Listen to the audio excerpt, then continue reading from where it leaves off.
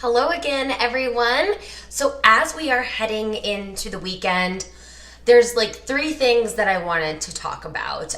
Tracking alcohol, like we're going to do today, social strategies, and going out to eat, and then also like what do you do when it's the weekend? Like, what are some things that can help you? So that's actually a lot of information. So that's why I decided to talk about alcohol totally separately. Now, first off, everything in moderation, right? Just like there are no bad foods, I don't say alcohol is totally off the table. Moderation is going to be key, right? So if you have trouble with moderation, tracking macros actually really helps with this, because when you start to put in the numbers, like I said, the decisions just start to make themselves. Awesome, Amanda. I'm so happy that you are watching live. So here's the deal with alcohol. Alcohol is basically its own nutrient. It's not a macronutrient because it's not a protein, carb, or a fat, but it's also not a micronutrient. It's a sugar. It's a sugar. So it has 7 calories per gram. So let's take a little refresher here. Carbohydrates have 4 calories per gram. Carbohydrates have 4 calories per gram. Protein has 4 calories per gram. And then fats have 9 calories per gram. So a gram of alcohol is right in between those two, and it's a 7. So there's 7 calories per gram of alcohol. Here is why you need to know this. When you look at, let's say you're drinking a bottle of Budweiser. If you're looking at a bottle of Budweiser and it says 120 calories, that's accurate. But when you put that in MyFitnessPal, we don't know where that information goes. Like a lot of times if you put in vodka, it'll just show zeros across the board, protein, carbs, and fats. That's true, but it's an alcohol. We have to account for it somewhere. Yes, it's true there's no fat in vodka. Yes, it's true there's no protein in vodka. Yes, it's true there's no carbs in vodka. But there's sugar alcohols, and we have to account for them.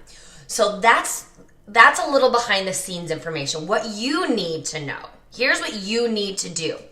Figure out how many calories are in the beverage that you want to have. So if you're a wine drinker, look up your favorite wine. Yes, exactly, Whitney. So you're like, holy cow, I can have all the alcohol that I want because it doesn't affect my macros. But it does. So figure out how many calories are in your drink.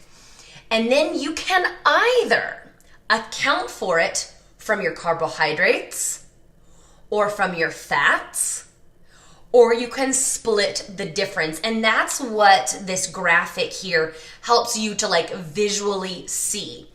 So at the end of the day, right, the calories are what matters most, being in a caloric deficit.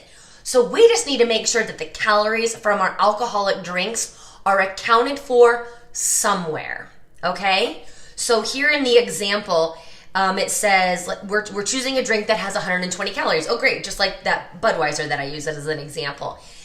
If you want to take the calories out of your carbohydrates, you're going to take that 120 calories and divide it by 4.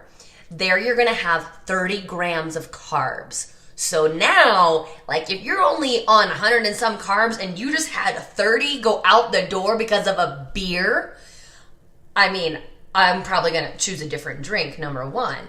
But that's like, do I want to drink or do I want to eat? And no judgment there, but you have to make a choice. You know, what do I want to do?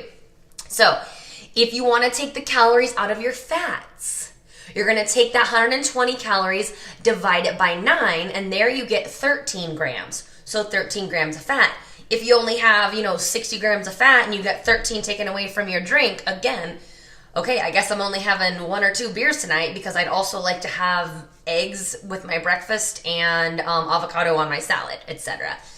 And then the final option is to take the calories from your alcohol and account for it in your carbohydrates and your fats, and then you just split the difference somehow. You could split it down the middle.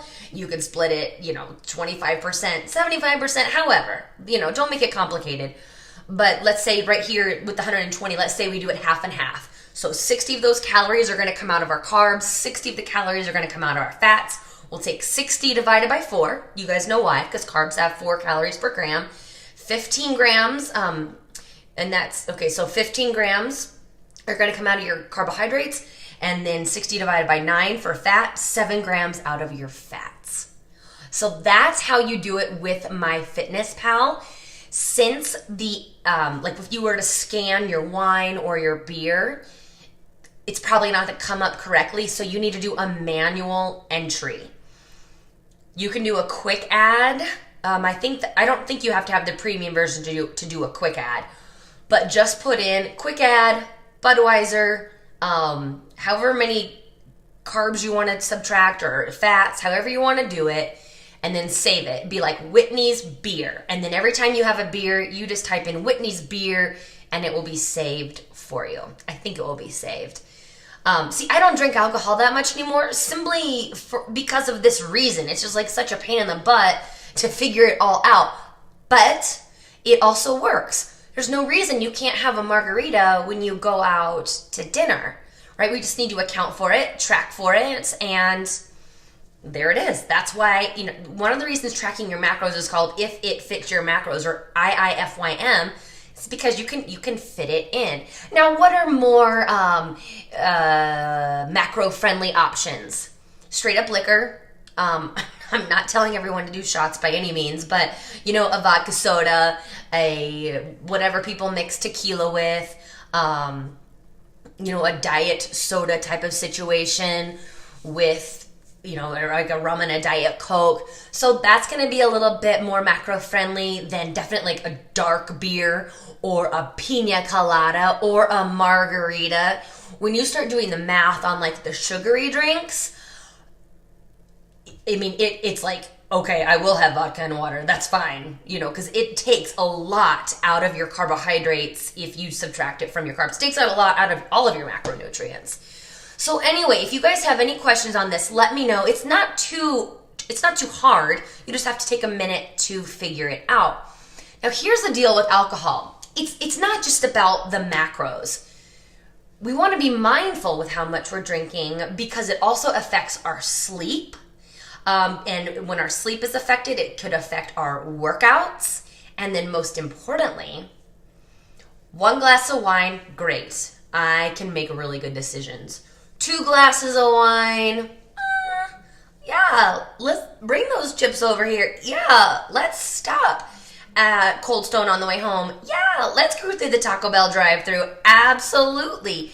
So that's really why we need to be mindful of alcohol. So for those of you who are not tracking, if I did not lose you already, that's what we really need to think of with the alcohol. It's not just about the macros, it's about what it does to our decision-making abilities. We tend to get a little loosey-goosey with our decisions once the alcohol starts flowing. So that's really the main thing. Decision-making, poor sleep leading to bad workouts. And even if you don't sleep poorly because of the drinks, you could be dehydrated. And it could just wreak havoc on your workouts overall. And we need the strong workouts to build the muscle, to increase our metabolism, which is a whole point of the program. But I definitely want you to be able to go out to happy hour with your friends. If you do drink alcohol, I want you to be able to do that and enjoy that. But the key is moderation. So again, like I said, if you guys have any questions specifically on this, figure out how many calories are in the drink that you want to have. And if you're drinking something like a mimosa or whatever's in, whatever that drink is with like champagne and orange juice, I think that's a mimosa. Don't just have the alcohol from the champagne. You also have to have the calories from the orange juice. So mimosas are kind of like just big old sugar bombs. Not to be like a party pooper, but I'm kind of a party pooper. So you don't want to drink with me. No, just kidding. I'm so much fun no matter what. So you guys, like I said, I will talk to you soon. Holler if you have questions on this, and we can have fun doing math together. Have a great afternoon. I'll talk to you later.